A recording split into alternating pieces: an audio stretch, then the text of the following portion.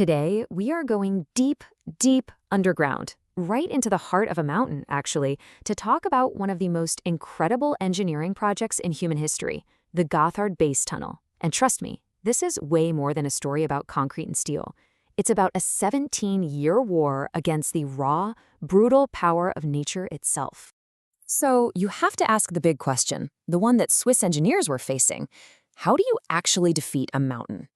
And we're not talking about just any mountain. We're talking about the Alps, this colossal wall of rock that has literally shaped the course of European history for thousands of years.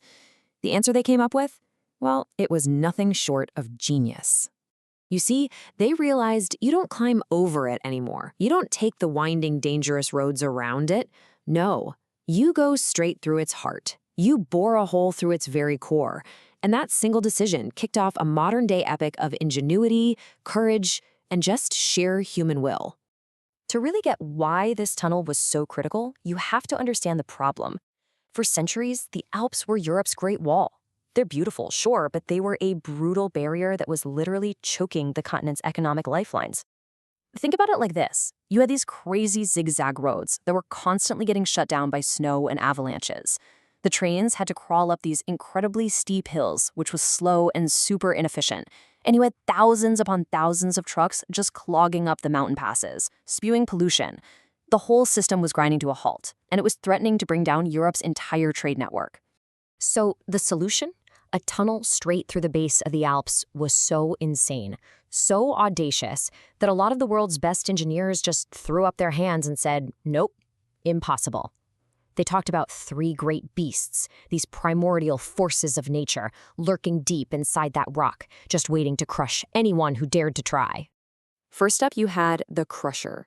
I want you to just picture the weight of 2.5 kilometers of solid mountain pressing down on you from every single direction. The tectonic pressure was so intense that some early test tunnels literally started squeezing themselves shut. The mountain was trying to heal itself. We're talking about a force that could crumple solid steel like it was a piece of paper. The second beast was the furnace, because when you get that deep inside the Earth's crust, the rock itself is hot. It radiates geothermal heat. So this wasn't really a construction site, it was an oven that threatened to literally cook the workers and their multi-million-dollar equipment. And this number, just let this sink in for a second, 50 degrees Celsius, that's 122 degrees Fahrenheit.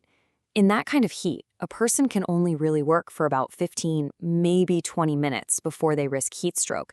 So if the cooling system failed, it wasn't an inconvenience. It would have turned that tunnel into a tomb.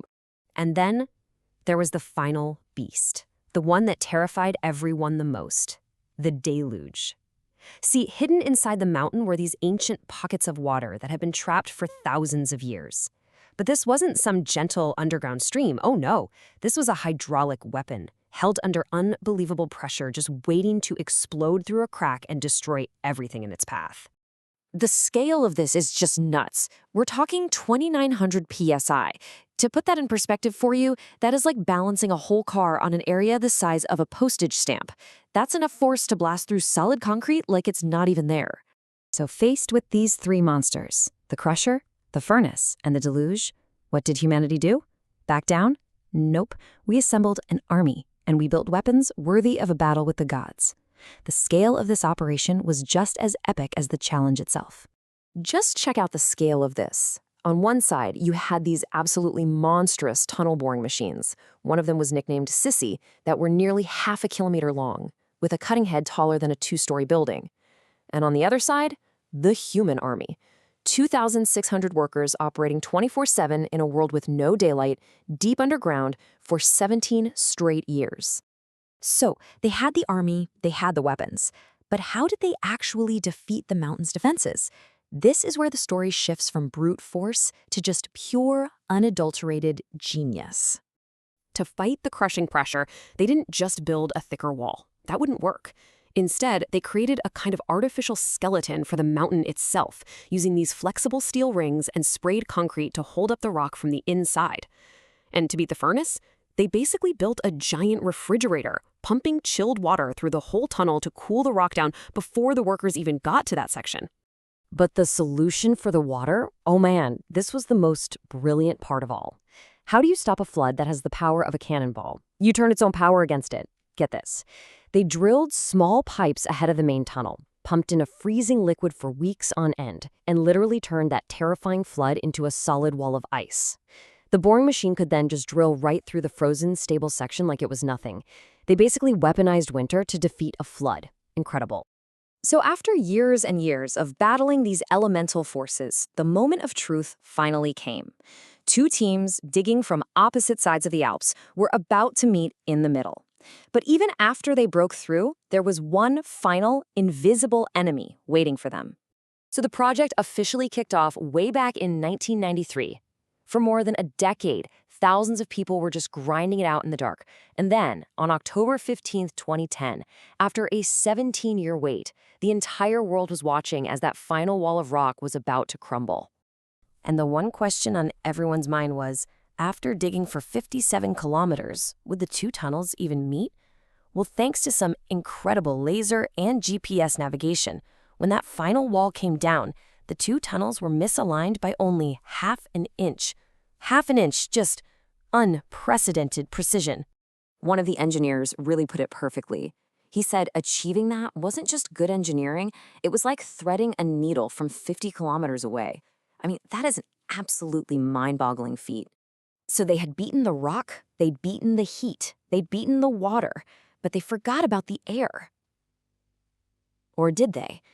They knew that a high-speed train blasting into a 57-kilometer-long sealed tube would basically act like a piston in a syringe, creating this huge shockwave of compressed air that could actually blow out the train's own windows. But of course, they had thought of it.